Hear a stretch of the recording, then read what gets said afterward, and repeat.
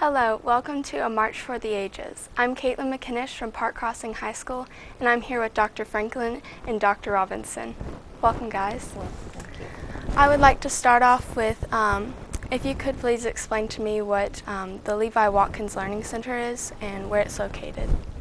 The Levi Watkins Learning Center is a research facility, and it's named in honor of our sixth president of Alabama State University, Dr. Levi Watkins.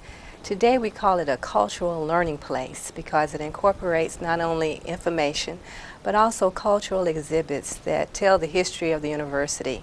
We serve as a place for our students and faculty to meet their research needs. Awesome. What are some historical aspects that y'all keep there? Any documents, videos? Yeah, the library at Alabama State University is it's an intersection between both exhibits that speak to the public, but also behind those exhibits are the collections of the library. So not only the books and the electronic resources and the audiovisual resources, but the collections in the archives.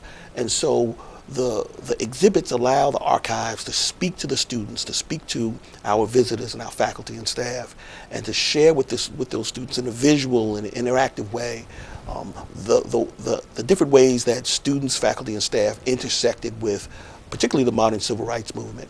But we also tell the story of the history of the institution. And so the exhibits are a tangible way that we're able to tell a story. Okay, and is it open to the public or is it just for students and staff? All of our services are open to the public as well, and even though we have a mission directly to work with our students, we are a public institution and we're happy to serve the entire academic community and the community in Montgomery. That's awesome. What is ASU doing to celebrate the 50th anniversary of the Selma-to-Montgomery marches? Well, we have a number of activities planned, and I guess it's important to say that we've been celebrating now for almost 5 years leading into this historic occasion. We've gone out and compiled oral histories and established ourselves to be a center for research on voting rights. We were selected as the third site for the Interpretive Center in Montgomery, so we're happy to work toward establishing that site on our campus. This Interpretive Center, in partner with the National Park Service, will allow us to be able to teach this outstanding story of voting rights history to the world. So we're working on a number of other complementary programs that we will kick off in March along with the entire city. This includes an art exhibit from the artists from historically black colleges and universities, and also a symposium that I'm sure Dr. Robinson would like to tell you more about.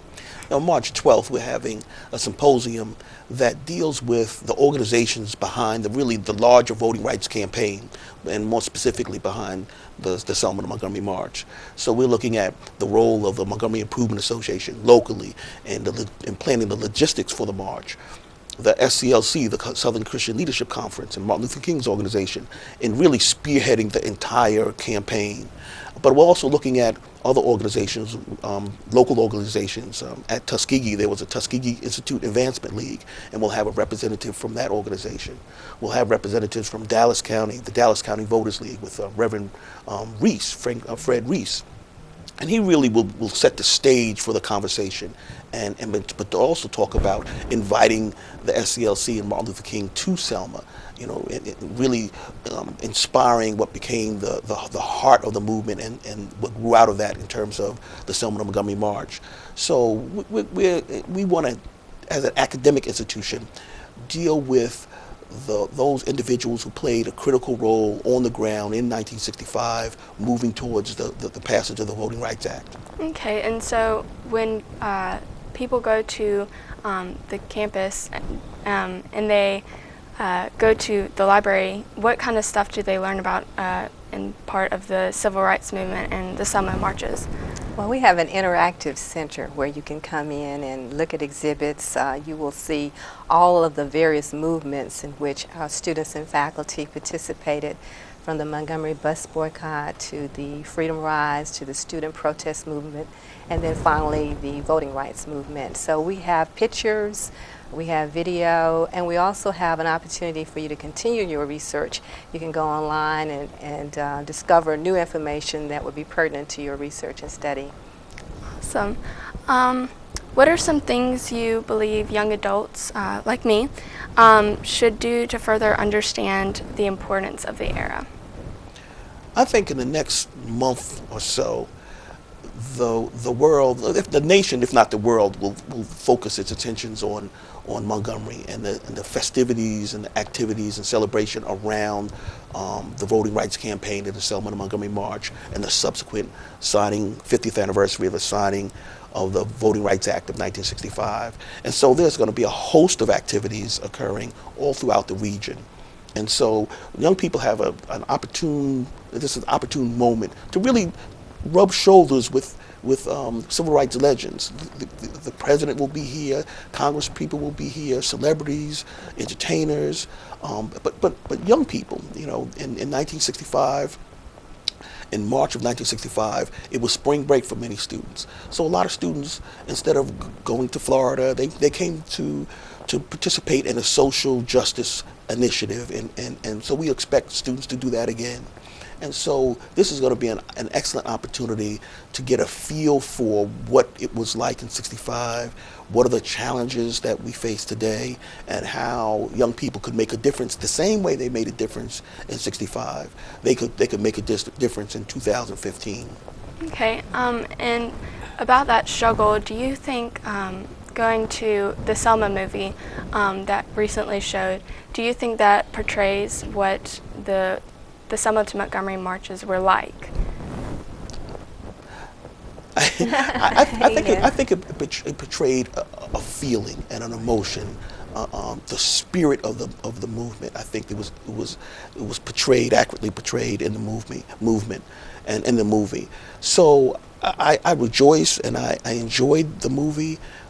It was entertaining. It was engaging. And it sensitized and introduced people to an important era in our history. Do you think? Oh, wait, go ahead. Well, I was going to also say, you know, most movies will take some artistic liberty, but I was very pleased overall. The movie appeared to be very accurate. I can say that one of the things we hope that movie will do, as well as your participation as we celebrate this historic events, is that it will move you to do more research and to discover truth. We heard Dr. King mention the famous quote, "Truth pressed down will rise again," and that's what we want to happen, that as you study it, new information will be discovered, and it would encourage you to participate and ensure that these rights are preserved in perpetuity in our country. Alrighty. Well, thank you for coming today. And I appreciate you coming and telling us more about it. This was a March in History. Thank you.